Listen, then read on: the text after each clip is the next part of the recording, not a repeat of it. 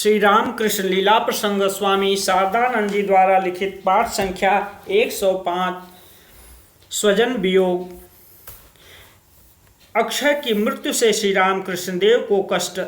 प्रियदर्शन पुत्र तुल्य अक्षय की मृत्यु को उच्च भाव भूमि से अवलोकन कर श्री रामकृष्ण देव के इस प्रकार हंसने पर भी उनके मन में असह्य यातना न हुई हो, सो बात नहीं है। उस घटना के बहुत दिन बाद उन्होंने उसका उल्लेख कर कभी कभी हमसे यह कहा था कि उस समय भावावेश से मृत्यु का स्वरूप अवस्थान्तर प्राप्ति के रूप में दिखाई देने पर भी भावभंग होकर साधारण भूमि में अवरोहण करते समय अक्षय के वियोग में उनको विशेष अभाव प्रतीत हुआ था। अक्षय का देहांत मधुर बाबू के मकान में होने के कारण भविष्य में श्री रामकृष्ण देव के लिए कभी वहां रहना संभव नहीं हो सका था। श्री रामकृष्ण देव के भाई रामेश्वर जी का पूजक पद ग्रहण। अक्षय के निधन के पश्चात श्री रामकृष्ण देव के मध्यम अग्रज श्रीयुक्त रामेश्वर जी भट्टाचार्य जी ने श्री दक्षिणेश्वर में श्री राधा गोविंद जी का पुजारी पद ग्रहण किया था, किंतु उन्हीं को गृहस्थी की भी देखभाल करनी पड़ती थी, इसलिए सब समय वे दक्षिणेश्वर नहीं रह पाते थे। विश्वासी व्यक्ति पर उस कार्य का भार सौंपकर बीच बीच में वे कामात पुकुर चले जाया करते थे। सुना जाता है कि श्री रामचंद्र चट्टोपाध्याय तथा दीनानाथ नामक एक व्यक्ति उनके स्थलाभिषिक्त होकर उस कार्य को संपन्न करते थे।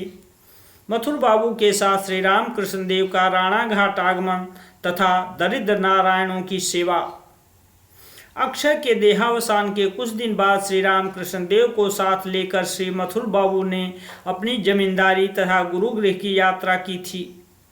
श्री रामकृष्ण देव के मन से अक्षय के निधन के कष्ट को प्रशमित करने के निमित्त ही संभवतः उन्होंने यह उपाय अवलंबन किया था, क्योंकि परम भक्त मथुर बाबू जैसे सभी विषयों में साक्षात देवता बुद्धि से एक ओर श्री रामकृष्ण देव के अनुगत होकर चलते थे, दूसरी ओर ठीक उसी प्रकार सांसारिक विषयों में उन्हें अनभिज्ञ बालक जैसे मानकर सब प्रकार से उनकी रक्षा करना अपना कर्तव्य समझते थे। मथुर बाबू की जमींदारी के क्षेत्रों में एक स्थान पर ग्रामवासी स्त्री पुरुषों की दुर्दशा तथा अर्थाभाव को देखकर श्री रामकृष्ण देव अत्यंत दुखित हुए तथा उनको आमंत्रित कर मथुर बाबू के द्वारा उन्हें सिर पर अच्छी तरह से लगाने के लिए तेल, एक एक नवीन वस्त्र तथा पेट भर कर भोजन प्रदान कराया था। हृदय के कथनानुसार यह घटना राणा घाट के निकटवर्ती कलाई घाटी नामक स्थान में हुई थी। मथुर बाबू उस समय श्री रामकृष्ण देव को साथ लेकर नाव पर चूर्णी नदी की नहर में भ्रमण कर रहे थे। मथुर बाबू के पैतृक स्थान तथा गुरुगृह का दर्शन। हृदय से हमने सुना है कि सातक्षीरा के निकट सोनाबेड़ी गांव मथुर बाबू का पैतृक स्थान था। उस गांव के समीपवर्ती सभी गांव मथुर बाबू की जमींदारी के अंतर्गत थे। श्री रामकृष्ण देव को साथ लेकर मथुर बाबू वहां गए थे। वहां से मथुर बाबू का गुरुगृह अधिक दूर नहीं था। जमीन जायदाद के बंटवारे को लेकर तब गुरुवंश के लोगों के बीच आपस में विवाद चल रहा था।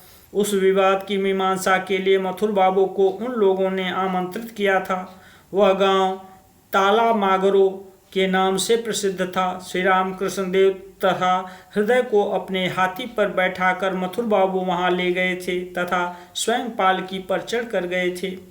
मथुर बाबू के गुरुपुत्रों की श्रद्धापूर्ण परिचर्या में वहां कुछ सप्ताह रहकर श्री रामकृष्ण देव पुनः दक्षिणेश्वर वापस आ गए। कालू टोला की हरि सभा में श्री रामकृष्ण देव का श्री चैतन्य देव के आसन पर विराजमान होना तथा कालना, नवदीप आदि का दर्शन। मथुर बाबू के पैतृक स्थान तथा गुरु स्थान का दर्शन कर लौटने के कुछ दिन बाद श्री रामकृष्ण देव को लेकर कलकत्ते के कलू टोला नामक मोहल्ले में एक विशेष घटना हुई थी।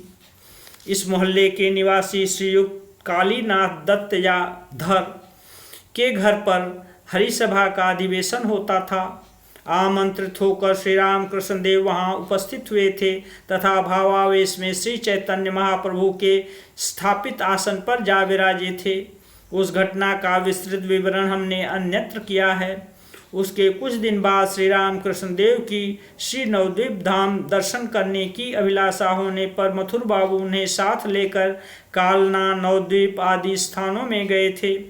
कालना में जाकर भगवान दास बाबा जी नामक एक सिद्ध भक्त के साथ श्री रामकृष्ण देव का किस प्रकार मिलन हुआ था तथा नवद्वीप में उपस्थित होकर उन्हें किस तरह अद्भुत दर्शन प्राप्त हुआ था, इसका भी उल्लेख अन्यत्र किया गया है। संभवतः बंगला सन 1277 सन 1870 ईस्वी में श्री रामकृष्ण देव उन पुनीत स्थानों के दर्शन करने गए थे। नवद्वीप के समीप गंगा जी के किनारे की रेतीली जमीन पर से जाते समय श्री रामकृष्ण देव को जैसा गंभीर भावावेश हुआ था, नवद्वीप में उपस्थित होकर वैसा नहीं हुआ था। मथुर बाबू आदि के द्वारा इसका कारण पूछे जाने पर श्री रामकृष्ण देव ने कहा था कि श्री चैतन्य देव का लीला स्थान पुराना नवद्वीप गंगा में डूब गया है, जहाँ उनकी विभिन्न लीलाएं हुई थी। वे स्थान उस रेतीली भूमि में विद्यमान थे, इसीलिए उस स्थान पर उन्हें गहरा भावावेश हुआ था।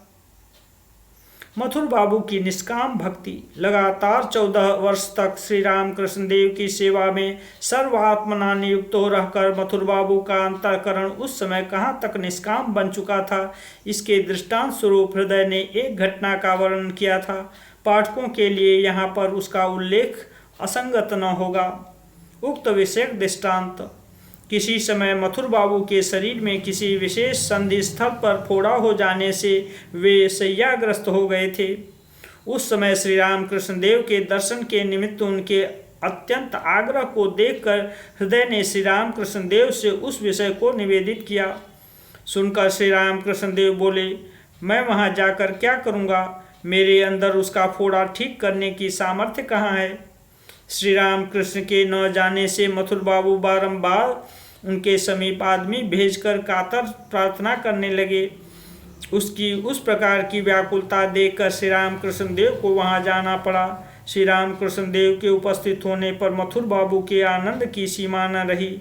वे अत्यंत कष्ट के साथ उठे तथा तकिया के सहारे बैठकर बोले, बाबा, मुझे थोड़ी सी अपनी पदरज प्रदान कीजिए।